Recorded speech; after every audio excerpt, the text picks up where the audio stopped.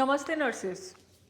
क्या आपको ये पता है कि इंडिया एक साल में 2,30,000 नर्सेस प्रोड्यूस करता है एक साल में। लेकिन फिर भी इंडिया में लगातार नर्सेस की शॉर्टेज चल रही है। और क्या आपको पता है according to WHO in the Europe countries 4.3 million nurses की ज़रूरत है बाय द ईयर 2030। अब अगर ये आंकड़े आपको पता चल ही गए हैं तो आज की वीडियो का टाइटल भी बता देती हूँ। आज की वीडियो में हम लोग डिस्कस करेंगे कि क्यों इंडियन नर्सेस माइग्रेट होती हैं into the gulf countries and into the Europe, उसके रीजंस क्या हैं, लेकिन वंस दे रीच देयर तो वहाँ पे क्या क्या चैलेंजेस उनको फेस करने पड़ सकते हैं। तो ज़्यादातर जो नर्सेज हैं वो दो तरह की कंट्रीज में जाना प्रेफर करती हैं। पर्टिकुलरली इंडिया की बात कर रहे हैं तो इंडिया के हिसाब से बोलूँगी। एक तो है यूरोप कंट्रीज, जैसे कि आपके पास है Germany, Ireland, Italy, Finland, Denmark.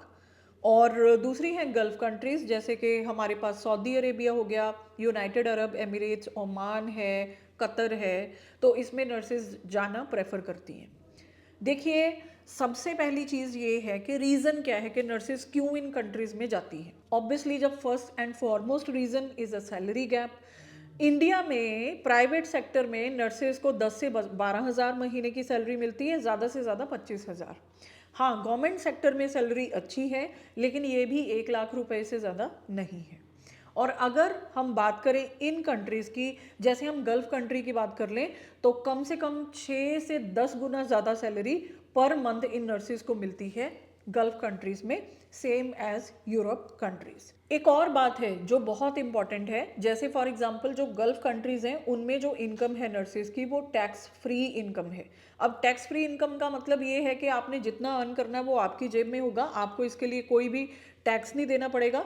बहुत सारी गल्फ कंट्रीज़ हैं जो कि आपको free accommodation, free ticket, free health care provide करती हैं। और यूरोप कंट्रीज़ जो हैं इनका ये है कि ये भी काफ़ी अच्छी सैलरी प्रोवाइड करती हैं, नर्सिस की वर्किंग कंडीशन काफ़ी अच्छी हैं। इसके साथ साथ नर्सिंग एक प्रोफेशनल और रिस्पेक्टेबल डिग्री की तरह रिकॉग्नाइज करी जाती है, जबकि इंडिया के मोस्ट ऑफ द पार्ट्स में लोगों को नर्सिस की वैल्यू पता ही नहीं है। और इन दोनों ही कंट्रीज़ एरियाज़ का, जैसे कि गल्फ कंट्रीज़ की मैं बात कर लेती हूँ या मैं यूरोप कंट्रीज़ की बात कर लेती हूँ, तो इन दोनों की रिक्वायरमेंट्स जो हैं with in few months complete करके आप इन कंट्रीज़ में बहुत इजीली इमिग्रेट भी हो सकते हैं। अब ये है कि जो गल्फ कंट्रीज़ होती हैं वो ज़्यादातर, इनका मतलब एक ड्रॉबैक भी मैं बता देती हूँ। जो गल्फ कंट्रीज़ होती हैं वो ज़्यादातर BSc नर्सिंग कैंडिडेट्स को प्रेफर करती हैं ओवर GNM। तो ज़्यादातर GNM वाले जो कैंडिडेट होते हैं वो थोड़ा डिफ़िकल्टी फेस करते हैं in order to get license into these countries.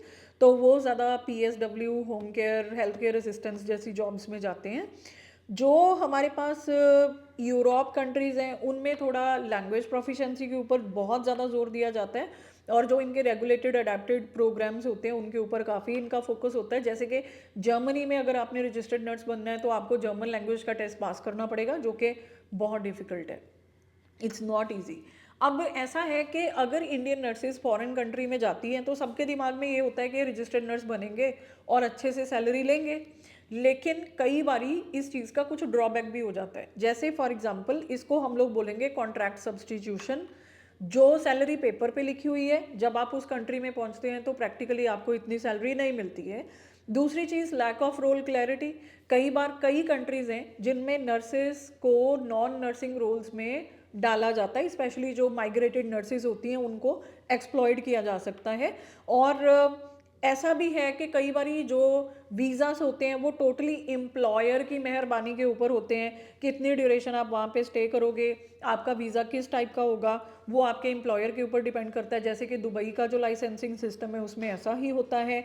और काफ़ी सारे कल्चरल बैरियर्स भी होते हैं, जैसे कि आप जर्मनी में जाएंगे तो वहाँ का कल्चर इंडिया के कल्चर से डिफरेंट होगा, और लैंग्वेज प्रॉब्लम्स भी आती हैं। जैसे हो सकता है कि आप अरब कंट्रीज़ में जाएं, वहाँ पे आपके पेशेंट को अरबी भाषा ही आती है, वो इंग्लिश नहीं समझता है, तो उस केस में भी आपको डिफ़िकल्टीज फेस करनी पड़ सकती हैं। तो बेसिकली अगर मैं लॉन्ग टर्म की बात करूँ, ये अच्छी बात है कि आप गल्फ कंट्री में जाना चाहते हैं या आप यूरोप कंट्रीज़ में अपना फ्यूचर बना सकते हैं, बनाइए। एक्चुअली क्या था कि 2020 से पहले यूके का बहुत ट्रेंड शुरू हुआ था, और यूके में बहुत सारी हमारी नर्सेज जो हैं, इंडियन नर्सेज, वो माइग्रेट भी करी थी उसके बाद यूके ने और ऑस्ट्रेलिया ने अपने रूल्स जो हैं वो टाइट कर दिए, स्पेसिफिकली 2023 के बाद। अब जो ज़्यादातर ट्रेंड है वो इसीलिए भी गल्फ़ कंट्रीज़ की तरफ मुड़ गया है, क्योंकि यूके और ऑस्ट्रेलिया की रेगुलेशंस जो हैं वो पहले से काफ़ी स्ट्रिक्ट हो चुकी हैं। तो नर्सेज ये चाहती हैं कि और कंट्रीज़ में वो अपने करियर पर्सपेक्टिव जो है वो ट्राई करें। आपको अपने करियर के रिलेटेड कोई भी इंफॉर्मेशन चाहिए तो नवकिरण नर्सिंग क्लासेस का नंबर मैं नीचे डिस्क्रिप्शन में दे देती हूँ। आपको फ्री करियर काउंसलिंग दी जाएगी आपको फ्री करियर काउंसलिंग दी जाएगी। आप इन नंबर्स पे हमें कांटेक्ट करिए और बन जाइए registered nurse in the various country. Specially हम दुबई के साथ डील करते हैं, तो आप हमें कांटेक्ट करके हमारी क्लासेस का पार्ट बन सकते हैं। Thank you so much nurses, take care. और इस चैनल को सब्सक्राइब कर लो, इस चैनल के साथ जुड़े रहना। अगर फॉरेन कंट्री में रजिस्टर्ड नर्स बनना है तो इस चैनल से बेटर आपको और कोई भी चैनल नहीं मिलेगा। Thank you so much, take care.